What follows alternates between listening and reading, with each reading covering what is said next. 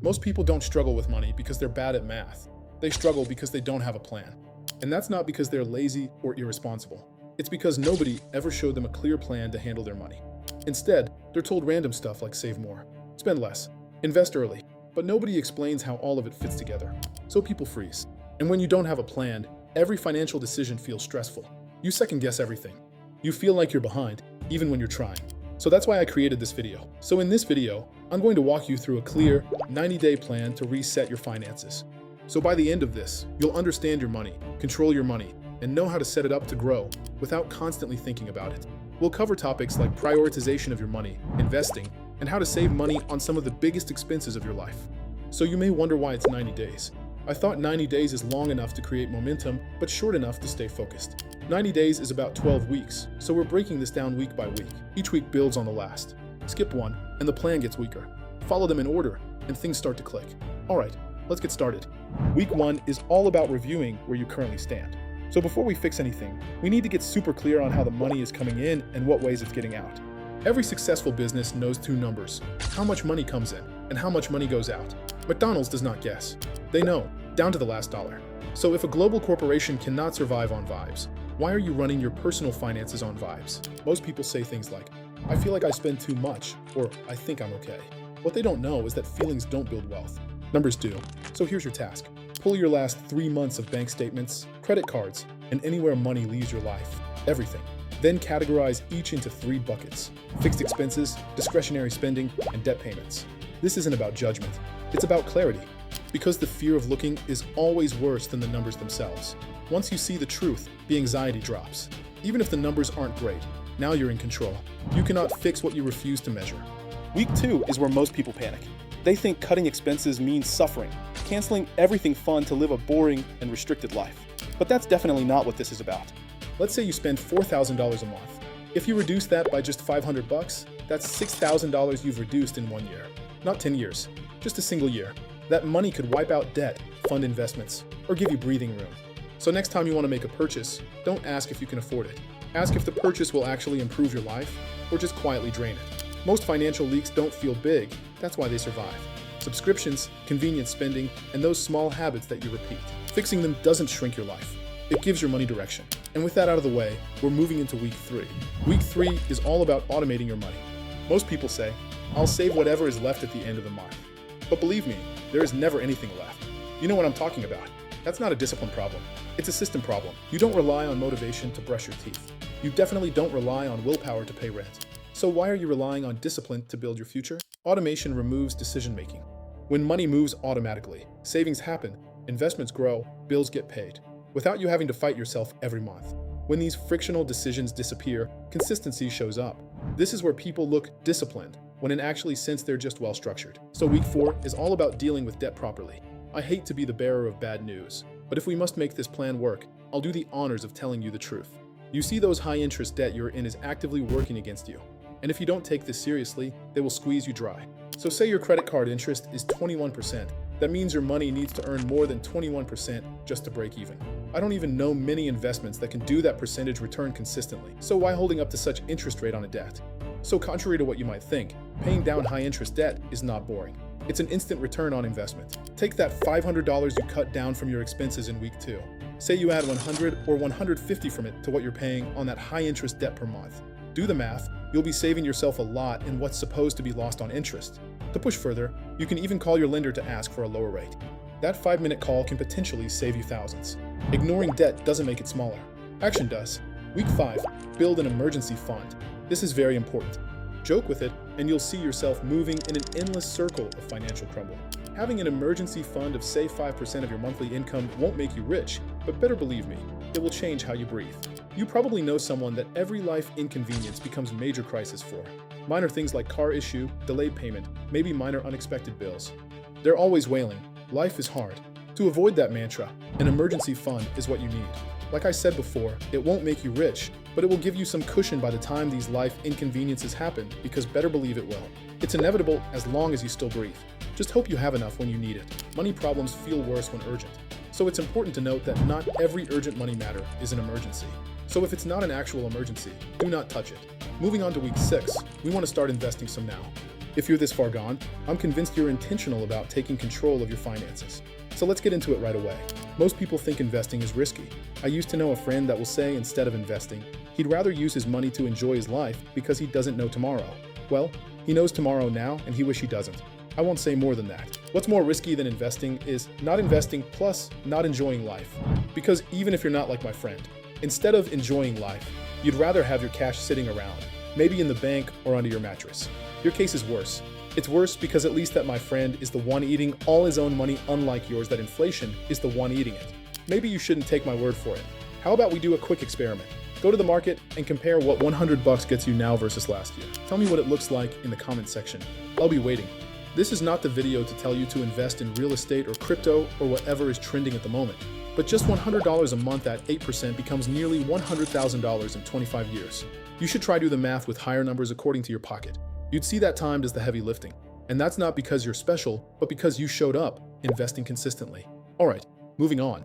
Week 7 is about expansion.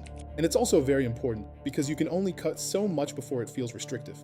Once you hit that limit, the math demands something else, growth. If your income increases by 20% and your lifestyle stays the same, what does that mean? Debt disappears faster, savings stack quicker, your margin for error grows, and freedom gets closer. And that, my friend, is the fast lane financial freedom people underestimate. They don't know budgeting can only keep you stable.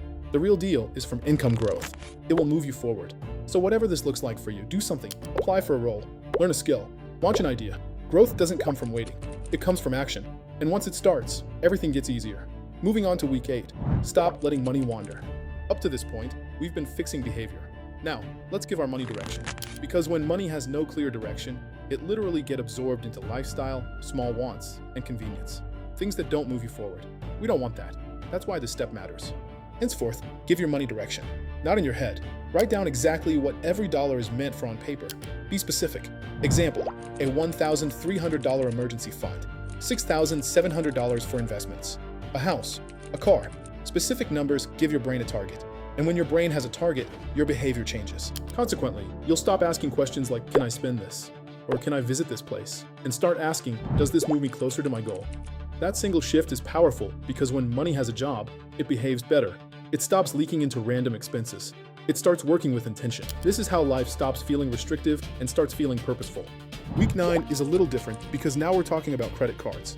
Maybe you don't know this before, but credit card is dangerous double-edged sword. Not because they're inherently evil, but because they can break or make you. If you have bad money habits, it will expose them. And on the other hand, if you're someone with good money habits, you'll be greatly rewarded.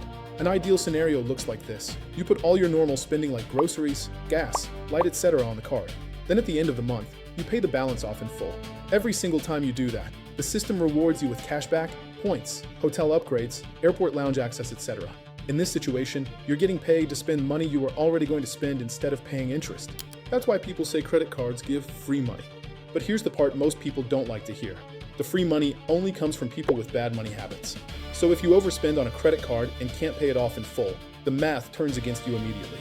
And at 21% interest rate, any balance you carry grows fast, even faster than most investments can realistically grow. And this is how people end up stuck. Not because of one big mistake, but because of small balances they keep rolling over. So better be honest with yourself. If you know you tend to overspend when money doesn't feel real, you swipe now and worry later, then credit cards are not your friend. And that's not a moral failure. It's just being self-aware. A simple way to test yourself is to get a card with a low credit limit and use it for 3 to 6 months. Nothing fancy. No lifestyle upgrades.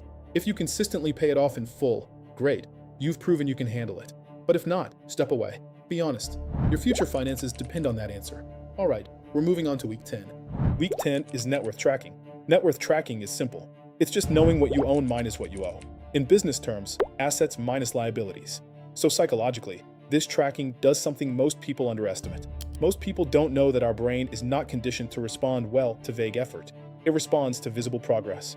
When you don't track your net worth, your mind fills the gap with emotion. You feel like you're behind. You feel like nothing is changing. So motivation drops. And when motivation drops, behavior slips.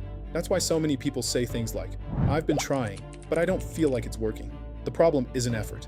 The problem is that your brain isn't getting significant feedback from your work. Tracking your net worth turns your financial life into a scoreboard. Not to judge, but to orient yourself. When you see the number written down, your brain starts making subtle shifts. You hesitate a little longer before unnecessary spending. You become more protective of your savings. You even now feel encouraged to keep going when the number moves up. It's psychology. It's the same reason fitness apps work. The same reason step counters change behavior. Your brain simply wants proof that what you're doing matters. Now here's an important distinction. Income tells you how busy you are, while net worth tells you if you're building something. You can earn more and still go nowhere, while some persons, on the other hand, earn modestly and steadily move forward. Simply put, net worth is what shows direction, while direction calms anxiety. You don't need to track it daily or weekly. That creates obsession and emotional swings. Quarterly is perfect. Every 3 months, update your assets and debts, look at the trend and ask, is my financial behavior aligned with the life I want? Don't worry if the number is small or the progress feels slow, because consistency is what matters, not intensity. So once your brain sees that line slowly moving upward, something changes. You stop relying on motivation. You start acting like someone who is building wealth. That identity shift is powerful, because now you're no longer guessing. You're no longer hoping. You're tracking. And what gets tracked gets protected. What gets protected grows. All right, now that you know your numbers, you've cut down on some expenses, you've automated your money, you've followed the plan all the way to week 10, where you start tracking your net worth. You're not done yet, because this is where many people make a mistake. They assume that because a system is in place, the work is done. But week 11 exists for one reason: reality. Because even the wealthiest among us don't get it right the first time. So don't expect yourself to. Money management isn't a straight line. It's a feedback loop. You try something, you observe what happens, you adjust. So in week 11, you're going to look back at your spending and compare it to week 1. Don't criticize yourself. Don't feel guilty. Just notice what slowly crept back in. Fix the small leaks now, while they're easy to fix, so they don't turn into the same problems that forced you to reset your finances in the first place. And once you've tightened those leaks, you move into week 12. Week 12 is about direction. Having control over your money is one thing. Knowing where you're going with it is another. So zoom out and ask yourself 3 questions. What do I want my money to do for me in 1 year, in 5 years, and in 10 years? A 1-year goal might be something simple. Build a solid emergency fund, or get out of consumer debt, or invest your first 10K. A 5-year goal stretches you. Buy a home, launch a business, reach a net worth milestone. And a 10-year goal forces honesty, freedom, flexibility, choice. Now here's the important part. These goals shouldn't just live in your head. Put them on paper. A goal not written is just a wish. Once you write them down, you break them into smaller steps. If you want to buy a home in 5 years, what does that mean monthly? What systems need to stay in place to make that happen? This is how money stops being stressful and starts becoming intentional. And if you've made it this far, I want you to hear this clearly. You don't need to be perfect. You just need to be consistent. This 90-day reset isn't the finish line. It's the foundation. From here on, your money stops reacting to life and starts supporting the life you want to build. Take that seriously, because a year from now, you'll either be glad you did this or wishing you had. You want to take it a step further? I recommend you watch this video. It's about micro habits you need to complete your financial reset plan. Click it now.